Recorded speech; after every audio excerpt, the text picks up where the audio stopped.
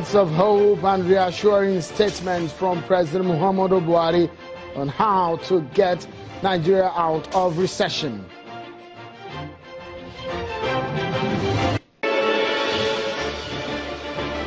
What about the role of the federal lawmakers in the task of getting Nigeria out of recession? We look at the role of the National Assembly and Nigeria's role to recovery. That's our focus on the program.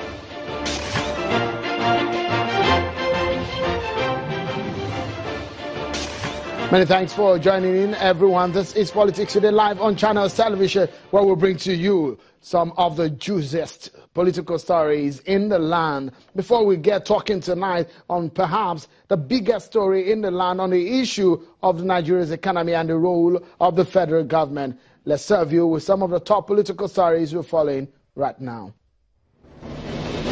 Political roundup on Channels Television. Here are your top political stories this time.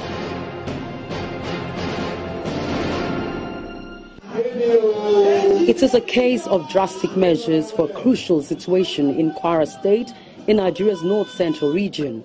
No worker will be sacked, but cost of governance will be reduced by 40% so that the government may be able to pay workers' salaries. Governments of different states in Nigeria are battling to pay their workers since the downturn of the economy.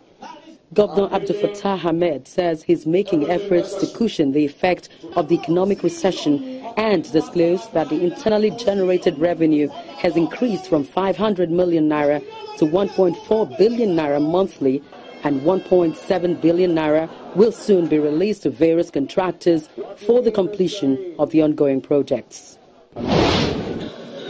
And as executives are looking for ways out of the recession, lawmakers too are making it their own responsibility to add their voice on how to get the nation out of recession. The Senate President, Dr. Bukola Saraki, has assured of the readiness of the Senate to deliberate and find solution to the current economic recession in the country by inviting experts on economy. Dr. Saraki stated this while fielding questions from journalists at his residence in Ilorin, where he noted that the issue of the economy should be a collective one, irrespective of political affiliation, as poverty does not differentiate. Once we resume in the Senate, our focus in this session is to debate exhaustively on what is the way out of the recession. The federal government's newly inaugurated campaign, Change Begins With Me, needs a reward mechanism to help make the orientation policy work. The head of service of the Federation, Mrs. Winifred Oyoita, says the federal government will drive the recently launched Change Begins With Me project in civil service in order to change public servant orientation to work. She expressed satisfaction over the way workers turned out for work, saying many civil servants are already buying into the Change Begins With Me project despite the current economic challenges in the country. That change we are looking out for, that we want to see, we desire to see in Nigeria, surely must start with each and every one of us.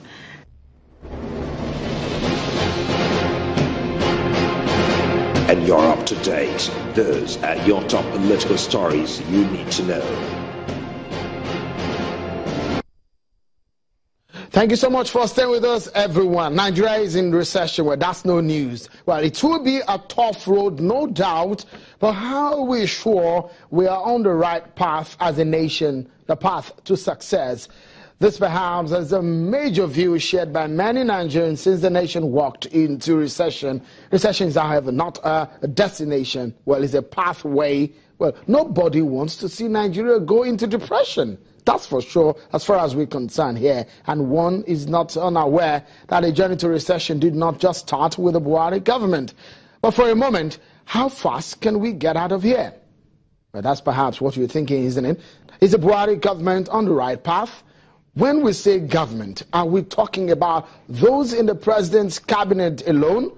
What about the role of the almost 500 lawmakers in the National Assembly, 360 in the House of Reps, 108 or 9 in the Senate? Tonight we look at what these lawmakers can also do on their own part and what the nation must do immediately Well, don't forget what the president said. I will remind you now by taking a listen to this track from the president. He said 2 days ago about the state of the Nigerian economy and what must be done right now. Let me remind you once again. I want Nigerians to realize that what this government inherits after 16 years of PDP and 8 consecutive governments, there was no savings, no infrastructure is done, no power, no rail, no road, no security. This is what the other party left for Nigerians. And let them see what we have done from Boko Haram to what we are trying to do now with the militants. And we have identified these problems, 3 of them. Number 1, security. You have to secure a country to efficiently manage it. Number 2, economy, especially jobs for youth. Number 3, fighting corruption, which is continuous. Now the youth, those that have land, okay, Central Bank and Ministry of Agriculture have done something about it. Those that don't have land and they have been to the university, they are graduates, there is an arrangement made by them under a ministerial committee under the vice president. So really, we have plans, we know what to do, we are doing our best, and we want Nigerians to do their best too. Well, reassuring when the president says the government knows what to do and wants Nigerians to do their best. Well, the Senate President Bukola Saraki said, as soon as the lawmakers resume from their recess, one thing they will take as priority is how Nigeria can get out of recession. But the man who is directly in charge of the economy, whom most of the offices under the economy is domiciled, is the Vice President, Professor Yemi Osinbajo. And that's you have him working closely with the economic team of the president. He's also perhaps the chairman of the National Economic Council. Well, let's take a look at what he has said and his own views about this issue of recession and what Nigerians need to hold on to right now. And the reasons for the recession are quite obvious. One of the most important reasons is that as of mid last year, as of February 2016, for example, we were generating 5,000 megawatts of power. That's the highest ever in the history of the country. In that same month, the vandalization of the pipeline started. So we lost 60% of gas and 60% of revenues. There is nowhere in the world, there is no economy that can lose 60% of its revenues and not go into some form of recession. And that's really what has happened to us. So I think that the recession in many ways can very quickly be resolved once we're able to resolve some of the issues around concerning the pipelines, vandalization of pipelines. Once we're able to resolve that, if oil prices remain steady and the diversification that we're trying to ensure happens, we're trying to, for example, make sure that we're able to refine most of our petroleum products. So we're investing more in the refineries. We're asking private investors to come into the refining as well. If we're able to do that, 30% of what we import, petroleum products, will not be imported. So it means that our reserves, our foreign exchange reserves, will be maintained. If our foreign exchange reserves are maintained, our currency will improve. I don't think life will be bleak. And those who say that it will be bleak, simply we must ignore them. That's the Vice President, Professor Yemi Osinbajo, one who has the responsibility directly regarding the issue of the economy. Well, the federal government seems to have plans.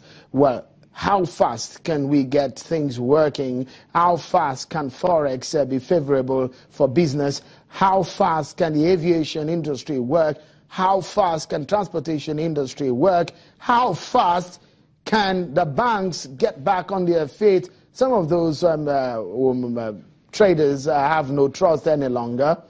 Well, there are some assurances, yes, of course. But again, policies should be put in place. We discuss all of these in the side of what Nigeria is doing alongside the National Assembly very crucial issues right here on the program. We take a short break, and when we return, we get down to the matter as my guest will be joining us. Join us again.